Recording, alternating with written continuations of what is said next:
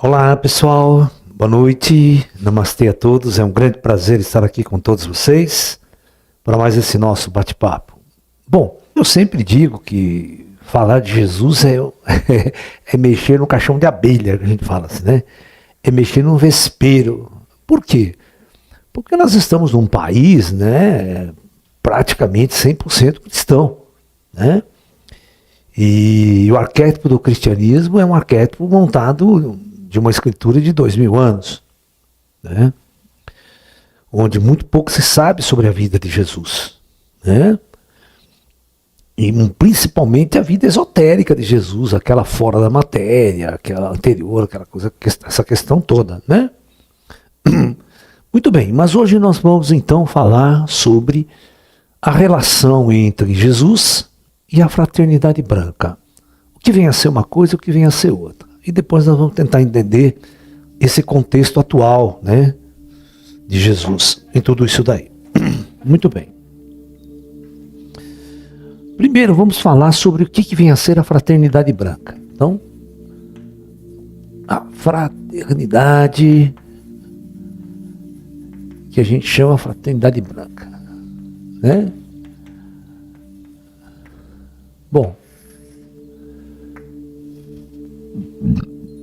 os primeiros esotéricos a falar sobre fraternidade branca, a falar sobre essa questão dos ascensionados, mais intensamente a Helena Blavatsky, né, na sua doutrina secreta, aqueles textos. Aí ela mesma funda a Sociedade Teosófica, né, a chamada Teosofia, que se expande pela Europa, pela Inglaterra, a Sociedade Teosófica Inglesa, tal, e muitos livros são editados, muitas coisas são escritas falando sobre o governo oculto do mundo, né? Quem realmente governa o planeta. E segundo a visão desses esotéricos desta época, né, que são muitos,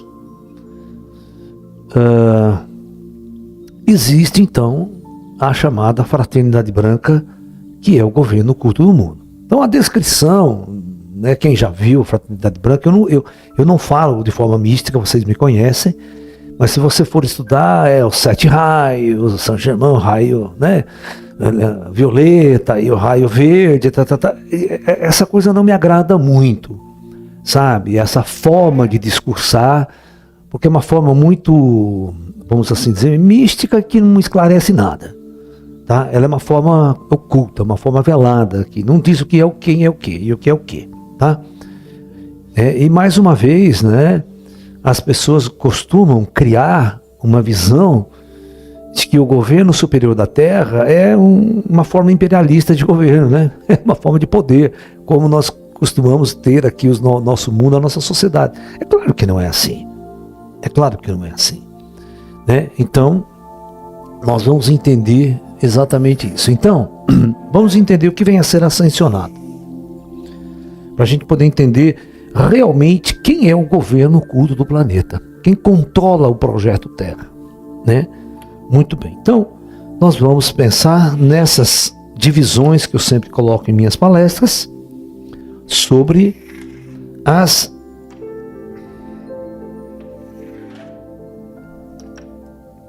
superfícies da Terra, né?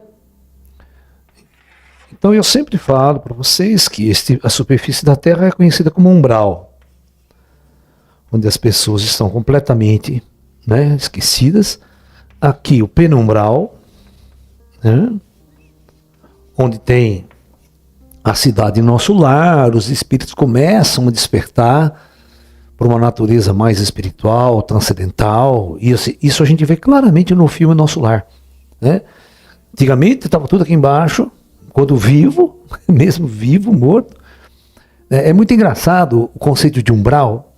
Quando o André Luiz, ele volta para visitar a família dele, ele volta para visitar a família dele, e ele encontra o filho dele na casa dele, né? E ele fica assistindo aquele discurso, aquele debate, quando a filha dele, em discussão, em conversa com o irmão, diz que está lendo livros espíritas. E a questão é se o pai dela ainda estava vivo, continuava vivo. E aí vem o irmão, que também é um estudante de medicina, que o pai era médico, né? Dizendo a ela que isso é uma grande besteira, que isso tudo de espiritismo é um grande charlatanismo, que está aí a ciência para provar, né, que morreu, acabou, que não existe nada além. E o pai dele do outro lado, só ali olhando, né? Só ali olhando. Eu sempre, né, eu sou um cientista, vocês me conhecem, eu sou um físico, astrofísico, até hoje eu estudo física, sabe? Física mais avançada, né, tentando entender o que esses físicos estão fazendo, né? Desenvolvi aquele meu trabalho sobre física quântica e espiritualidade. Quem não conhece pode procurar, né? Eu tenho livros sobre isso, que eu vou falar exatamente sobre a física desses planos, né? Dessas dimensões. E eu sempre digo, né, que a ciência, em grande parte, ela é intelectualmente burra, né? Porque ela acha que sabe das coisas, mas no fundo ela não sabe quase de nada. Ela sabe muito pouco das coisas, né? Um dia ela vai acordar, né? O dia que ela acordar, ela vai tomar um choque, né, de mais de 10 milhões de volts. É um pouco, né? Então, essa discussão é muito interessante, né? O cara, né, o pai vendo o filho falando aquela bobagem, utilizando a ciência como arcabouço da sua bobagem, né? E ele ali do lado ouvindo essa bobagem, estando completamente vivo e existindo. E o mais interessante disso tudo é que a empregada da casa, que não era nem intelectual, nem estudada, nem porcaria nenhuma nessas questões, é a que estava mais ciente da presença dele ali, vendo ele, que ela era uma médium. Vocês se lembram disso no filme, né? Então, se você compara a burrice científica do filho, né, metido a achar que sabe das coisas, e a simplicidade e a ignorância daquela empregada, no sentido, né, científico, filosófico, interagindo e vendo. Aí eu pergunto, quem está mais avançado em termos de concepção da realidade?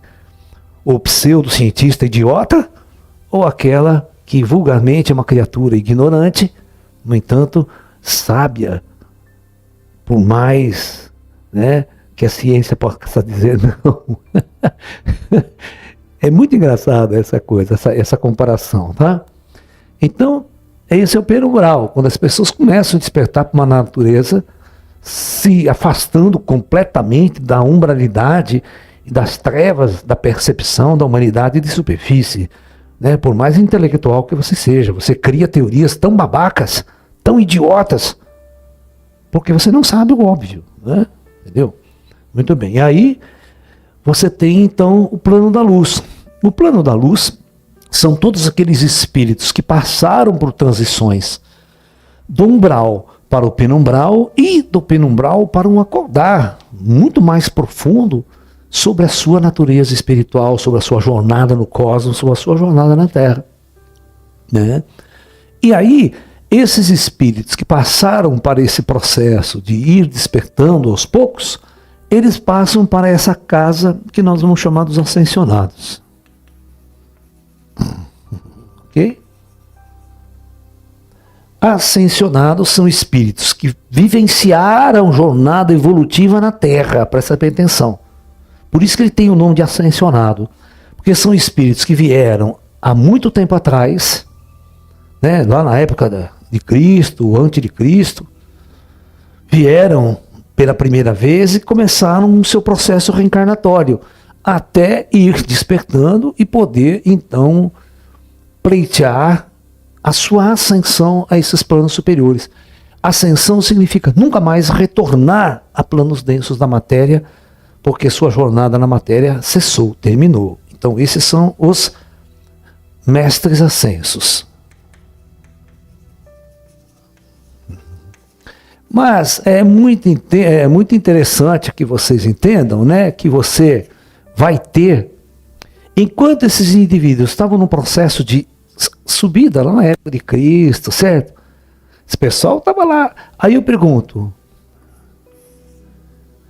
tinha o comando do Projeto Terra. Quem comandava a Terra? nessa época.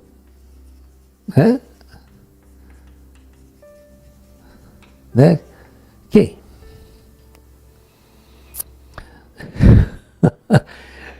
Claro, não tem ninguém que vocês conheçam. Eram tudo gente da federação. Eram tudo pessoas que nunca encarnaram aqui. Vocês estão me entendendo? Porque na Terra só era o começo da civilização. Estava a escória aqui. Né? A escória kármica, como a gente diz. Vinda de outras estrelas, vinda de outros projetos planetários, começando uma jornada evolutiva. Então não tinha ascensionado. Tá? Então, isso aqui, todo o trabalho operacional para funcionar o Projeto Terra era o que nós chamamos, né, da Federação. A Federação Galáctica, né? Que vai enviar inteligências extraterrestres, porque tudo é extraterrestre, né? Para preparar, estruturar, trazer, transportar as almas de outros mundos para cá, ter toda uma estrutura organizacional para encarnar. Todo esse pessoal que estava nas operações eram seres elevados, eram seres ascensionados.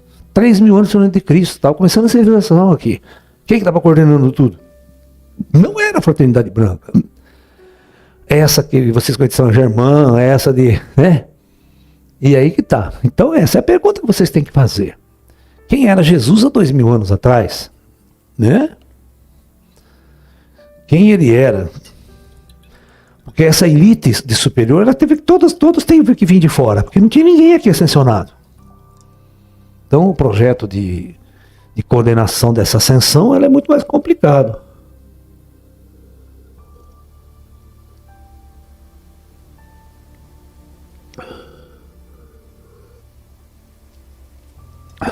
Muito bem. Então, à medida que o tempo vai passando, né, um ascensionado não ascensiona em 10 encarnações. Às vezes eles ascensionam, mas é muito difícil. Mas você pega monges budistas, grandes mestres do passado, né, aqueles indivíduos que iam para as cavernas, faziam, né, esses indivíduos rapidamente ascensionavam. Eles tinham uma consciência de busca das coisas. Então você vai ver que ao longo da história, todo esse questionamento que vocês estamos fazendo aqui agora, há 2.000, 3.000 anos as pessoas faziam também. Né? Os seguidores de Krishna, né? Seguidores de Buda, né? Quantas seitas yogis não existiam na Índia, mesmo nesse período de Cristo? Tá? Não se esqueçam que Buda é 600 anos antes de Cristo. Né? Nesta época, 600 anos antes de Cristo, lá em Israel, nós tínhamos, né, nós tínhamos todos os outros, o profeta Daniel, nós tínhamos toda uma busca religiosa também. Né? É só você assistir aí na TV Record, né, as novelas bíblicas, né, todo o Antigo Testamento, você vai ver que existe todo um questionamento, uma busca pela sabedoria, pela verdade, mesmo naquelas épocas mais antigas.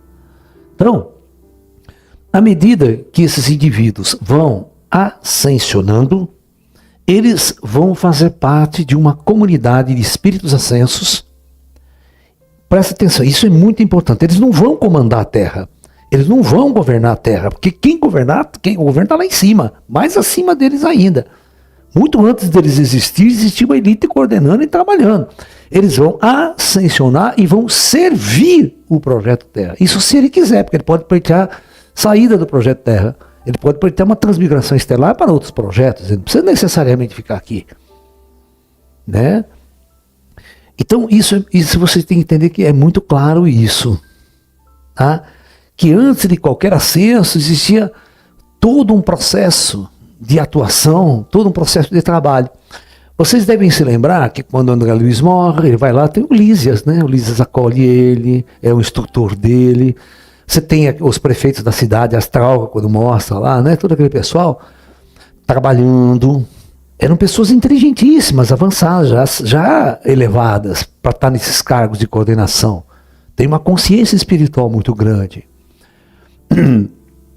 né? Então, uma das coisas interessantes que a gente vai perceber nisso é que quem fazia esse trabalho, se não existiam ascensionados, ou estava chegando todo mundo agora, então você tinha que ter espíritos oriundos de fora da Terra, pode ser até aparência humana, tudo bem, de ordem humana, mas estavam no processo de coordenação do projeto aqui no astral. Eles não encarnavam. Porque se eles encarnam, não tem quem trabalha. Então esse pessoal, nós chamamos esse pessoal, presta atenção, esse pessoal é chamado comandante de horda. Deixa eu explicar para vocês como é que funciona isso. Lá atrás, para vocês entenderem o papel de Jesus e desses avatares que vieram lá atrás. Aí vocês vão entender o papel deles hoje, né? Vocês vão ver que a gente não vai mexer na divindade de Jesus, muito pelo contrário, a gente só vai esclarecer. Tá? Então vamos lá. Vamos supor, vamos imaginar o povo de Israel, tá? 1000 anos antes de Cristo, né? Praticamente nessa época nem existia Israel, tá? Então você vai ver quando que começa, né, em termos históricos, né? O primeiro rei Salomão, né? O rei Davi, todo aquele pessoal, né? Que vai começar o Estado de Israel, toda. Muito bem. Então, nesta época, vai vir um grupo de espíritos transmigrados para a Terra.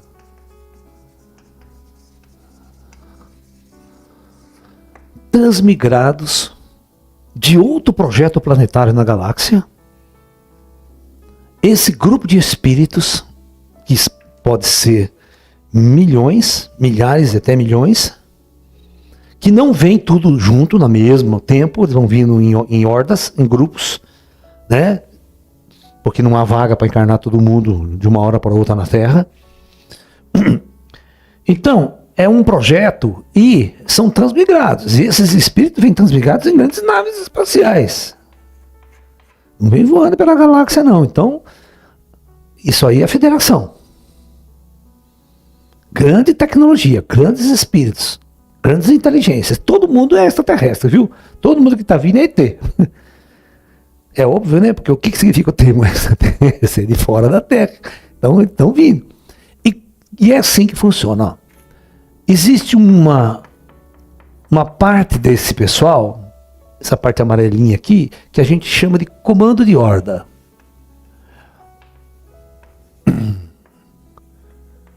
Né? E os espíritos abaixo, que virão aqui, serão os espíritos com densidade kármica. Esses comandantes de horda geralmente são espíritos ascensionados operando naquele mundo da onde eles vieram. Então eles são coordenadores dessas hordas, eles vão transportar e trazer essas hordas e vão preparar, né? Então aqui já tem que ter cidades, já tem que ter casa, moradia, tudo esperando eles no astral. Tudo pronto. Senão vai chegar e vai ficar espírito sem teto. É problema sério, né? Então tem uma logística toda já operando no astral Terra. Então essa horda vai chegar, eles vão se instalar, tal, tudo numa cidade astral específica para eles, muito específica para eles. Eu vou dar um nome para vocês aqui de Jerusalém Celeste, mas só que não é Jerusalém o nome. Jerusalém é o nome judeu, é o nome lá daquela... aqui nas cidades astrais as línguas são todas diferentes. Então, essa horda vem e essa horda se instala aqui. Tem uma cidade astral toda para ela e o comando de horda dela ajuda toda a coordenação, a chegada, a instalação, a estruturação, e o comando de horda é que vai falar com o pessoal, esses coordenadores que já estão na Terra. Esses coordenadores vão se juntar com esses coordenadores que vêm e vão formar um grupo, né, de coordenação da descida. Tá? No caso, Jesus faz parte deste comando de horda. Jesus está aqui. Bom, só para vocês entenderem. Tá? Ele é um no meio que veio com uma ordem específica. Tá?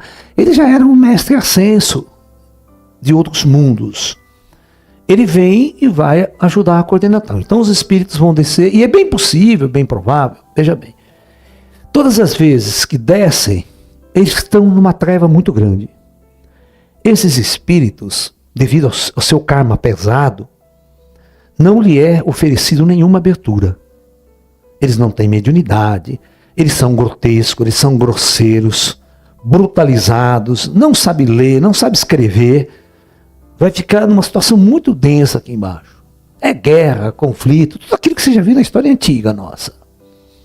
Então, morre, vai para o astral. Vai ler o karma dele, o karma está pesado ainda, então volta a reencarnar. Fica naquele ciclo que nós chamamos de roda de Sansara. Então, como o plano é muito denso, esses espíritos não conseguem sair desse ciclo. Porque eles só fazem merda atrás de merda. Quando encarna, esquece de tudo e tal. Então, o que o plano superior faz? O superior faz o seguinte, faz um projeto de encarnar instrutores nessa jovem humanidade. E para esse povo aqui, não tem nada a ver com a Índia, com a China, tal, sabe? Porque são etnias diferentes, tal, são lugares geográficos diferentes que eles desceram, tá? Então, eu quero que vocês entendam que quando Jesus desceu, muito antes dele já desceu os profetas Daniel, certo? Profetas Elias, todo aquele povo que existia lá atrás. Já existia a guerra com os babilônios. Vocês lembram que Elias fez todo o seu trabalho de médium, de sensitivo, mas não foi em Israel, porque eles estavam exilados. Estavam exilados lá na Babilônia, né? Eles estavam escravos lá. Era um povo que ele perdeu a guerra, né? Com os babilônios, derrubou o templo de Salomão, aquela coisa toda, e eles foram, muita gente foi levada como escravo, como exilados para as terras da Babilônia. E lá o Elias teve toda a experiência do Elias, foi fora, ele não foi em Israel. Você está me entendendo? Ele ascendeu ao céu, não foi também em Israel. Né? Então, se vocês lembrarem da história, vocês vão entender. Bom, então, era muita guerra, muito conflito, aquelas merda toda.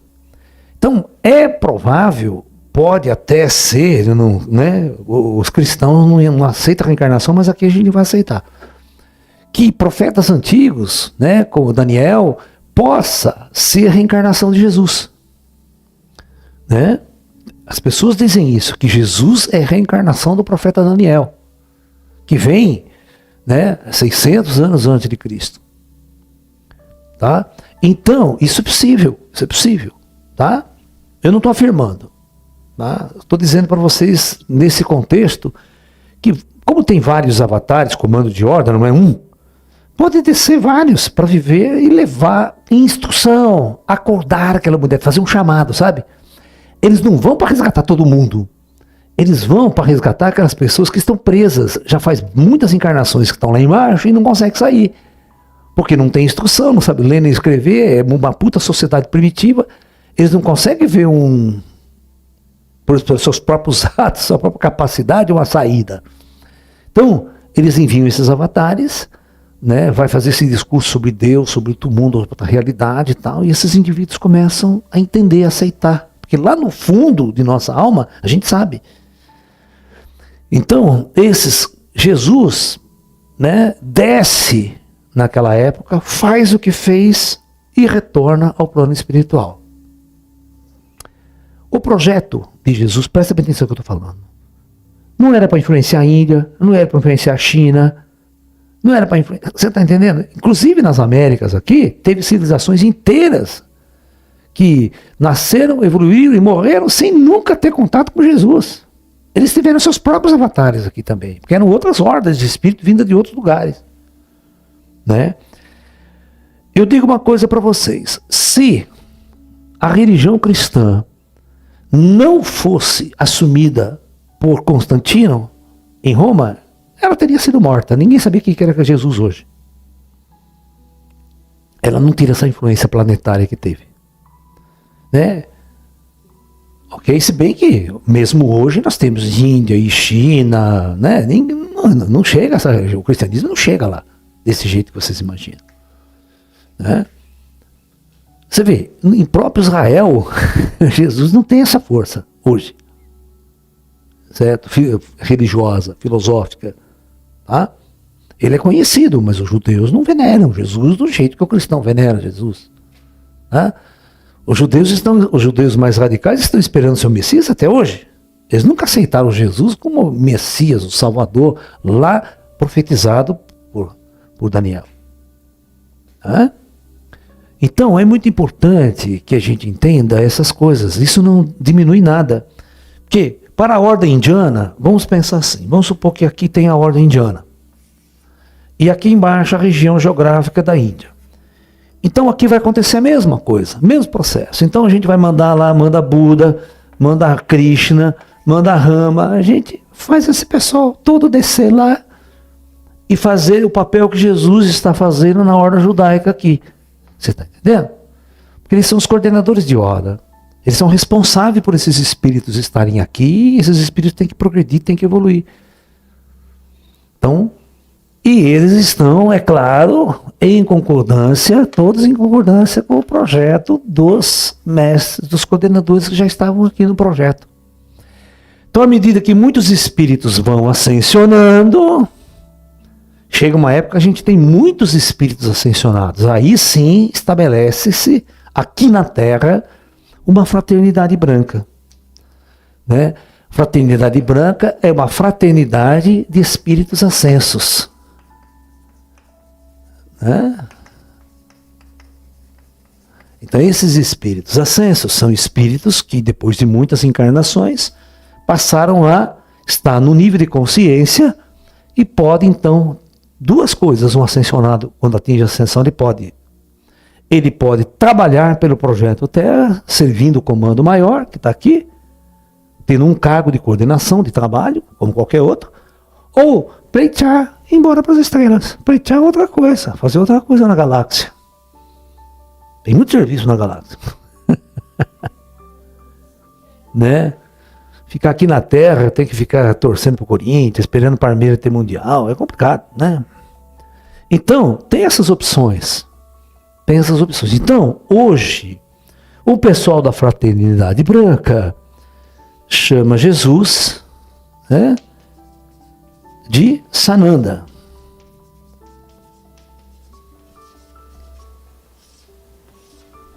Tá?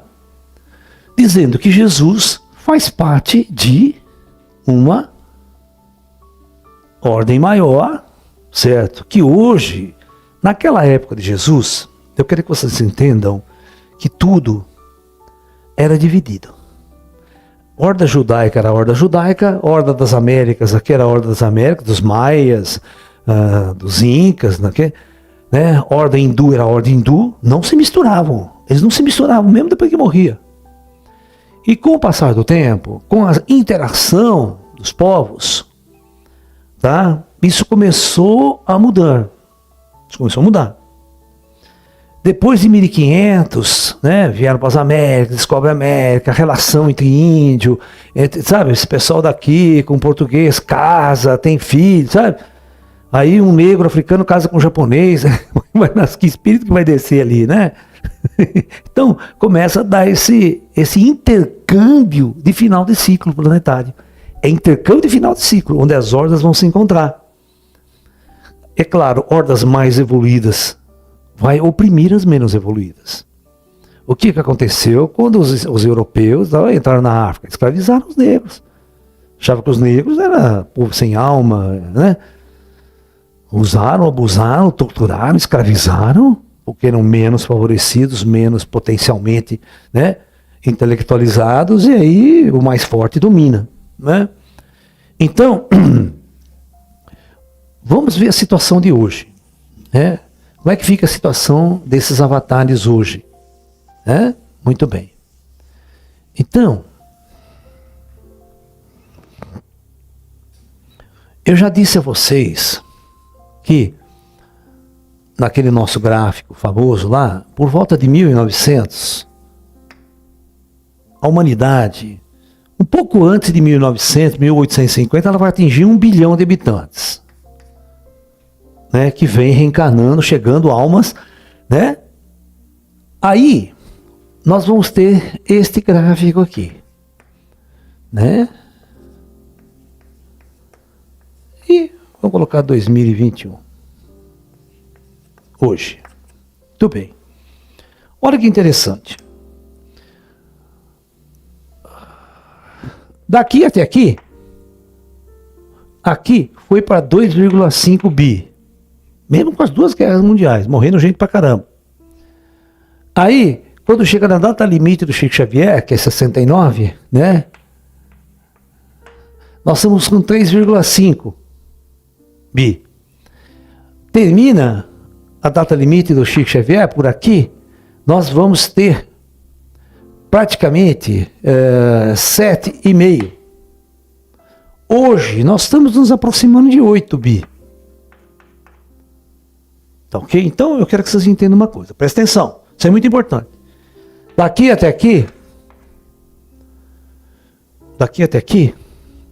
chegaram praticamente 7 bilhões de almas.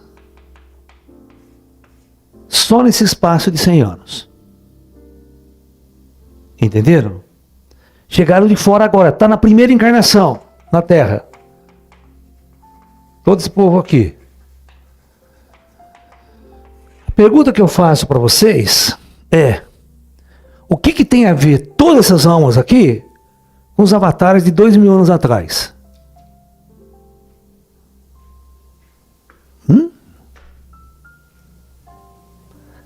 Na dica nenhuma, no sentido prático da coisa. Eles podem estar entrando em contato agora com os evangelhos, entrando em contato com o Buda, com o estudo de Buda, né? Mas é uma coisa que eles não têm essa estrutura kármica de vir com aquela doutrina.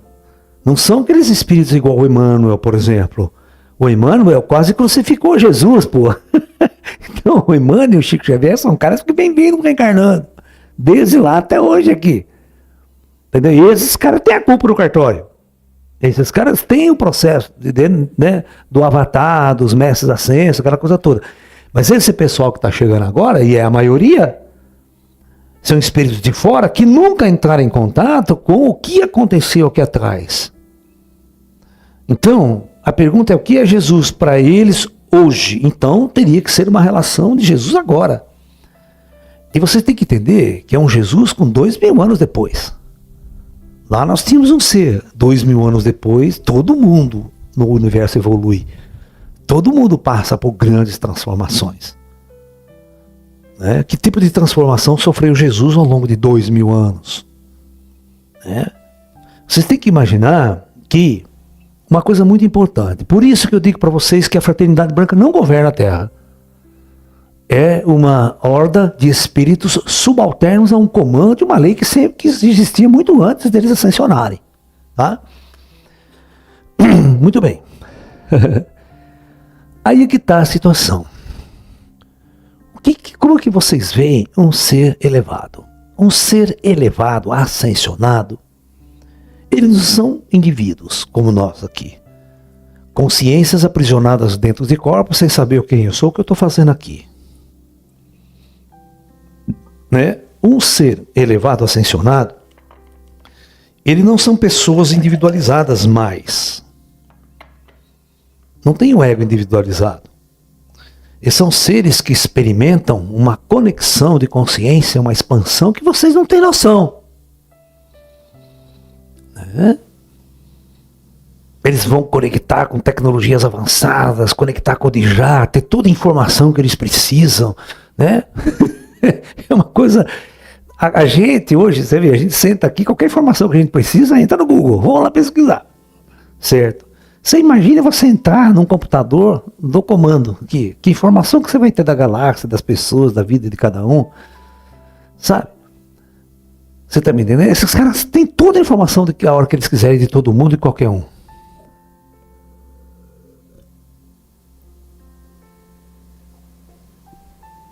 Então, essa fraternidade, ela só descobre a lei que existe na federação, a lei da galáxia. Que a galáxia existe há 15 bilhões de anos de idade. As coisas não estão acontecendo agora aqui no planeta Terra. O planeta Terra é mais um projeto no meio de bilhões de projetos dentro da nossa galáxia. Agora você tem que pensar em bilhões de outras galáxias acontecendo no universo.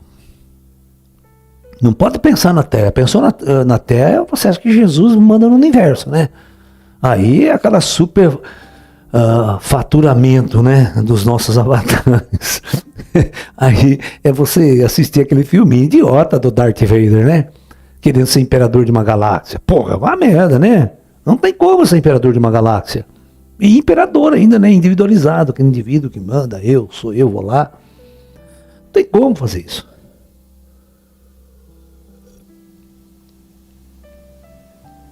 Numa vida corpórea de 100 anos, você não conseguiria visitar nem 1/bilionésimo do número de estrelas que tem na galáxia, com a nave mais sofisticada que pudesse existir. Né? Tolice.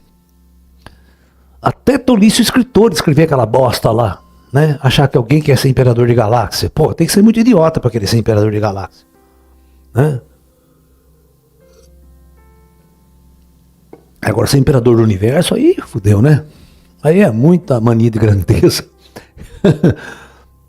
O problema maior sempre foi as pessoas aqui na Terra, elas terem uma visão muito antiga e primitiva sobre organização social. Os tempos antigos, o mais forte sempre tomava conta e era o rei. O rei sempre, na antiguidade, os reis eram guerreiros, tá? Os reis não eram aquele babaca idiota que ficava atrás da... Né? Eles eram os caras guerreiros que iam na frente das tropas, desciam o cacete e brigavam pra caralho. Eles incentivavam seus seguidores a ir pra guerra mesmo. Eles iam lá com a arma na mão, tá? Esses eram os líderes e alguns reis. Né? Inteligente pra caramba. Por exemplo, o Alexandre o Grande era um puta estrategista militar do cacete. Ele ia lá com a batalha, né? Você vê o Mohammed, que conseguiu derrubar as muralhas de Constantinopla, coisa que ninguém fez antes, nenhuma das pessoas que atacavam fez. E ele inteligentemente teve um jeito de fazer as muralhas caírem. Né? Com a tecnologia de canhão, uma série de coisas que ele bolou. Ele era muito inteligente. Então, era um cara que ia para a batalha, um cara que estava lá acontecendo. E nós temos essa visão de coordenação, de rei, né? De imperador, pessoas poderosas no poder, que controlam com regras. E aí, os antigos fizeram o quê? Projetaram os seus avatares assim, projetaram os seus deuses assim também. Os deuses das antiguidades, a maioria deles são imperadores. Né? E agora você, Jesus governador, né? Mais uma vez olhando a nossa forma de governo aqui, né? Nós temos o governador de São Paulo, né? Tem lá os deputados, né? E vai achar que lá em cima funciona assim também. É claro que não funciona assim. É completamente diferente a forma de organização lá. Entendeu? Quem é que manda, quem é que decide, quem é que toma... Não é assim que funciona do jeito que vocês pensam. Né? As coisas são diferentes porque as pessoas são diferentes lá. As pessoas não são iguais aqui. Né? Lá, as regras estão muito claras. Certo? E as pessoas obedecem uma ordem muito maior na qual elas estão inseridas. Elas entendem essa ordem. São pessoas muito libertas do ego individualizado. O problema é vocês acreditarem na imortalidade da personalidade. Vocês vão ainda acreditar num Jesus barbudo, cabelo comprido. Né? Que hoje, se você achar ele no astral, ele vai ser aquele barbudo, né? Igual arquetipicamente vocês têm. Ninguém tem a imagem verdadeira de Jesus. Se você estiver no astral lá, cruzar com Jesus, você olha, você não sabe nem quem é. Aí o cara cutuca, ó, isso aí é o cara. Mas não, é completamente diferente, né, do que eu imaginava. Até aquela história, né? Se não veio o Henrique Cristo, nosso, né, Henrique Cristo brasileiro, não, nosso Cristo brasileiro, falar, eu sou Jesus, né? Todo mundo começa a olhar torto para ele. Né? O mais engraçado do Henrique Cristo, eu achei muito engraçado. Do Henrique Cristo é muito engraçado, né? Ele é uma figura, né? O nosso Henrique, quem não conhece, né? É o Henrique Cristo aqui de Curitiba. A gente chama ele de Henrique Cristo. O repórter perguntou para ele, mas quando você descobriu que você era, né, Jesus, né? Ele falou assim, um dia eu estava rezando para Jesus, e depois eu percebi que eu estava rezando para mim mesmo. Achei ótimo, perfeito, né? É exatamente o que a fraternidade branca ensina, né? O seu eu interior, o seu eu superior, o seu Deus que está lá dentro de você. Certo? Os budistas não rezam para Deus. Primeiro porque budista não reza, né? O budista só medita, canta mantra, aquelas coisas todas. Então, você vai atrás da despertar aquele Deus que está dentro de você, né? Mas só que ele não é por aí que ele via. Ele é muito engraçado, né? Assim, mas... Pessoal, eu quero agradecer profundamente o carinho de todos vocês, né? A presença desse avatar entre nós. Que ele é um ser que foi extremamente importante para a humanidade, é até hoje um ser extremamente importante para a nossa humanidade, que mostra o lado do amor universal, o lado da ascensão do amor cósmico. Então, sem dúvida nenhuma, ele é e foi um dos homens mais importantes para a nossa civilização, pelo menos para a civilização ocidental aqui, nesse aspecto.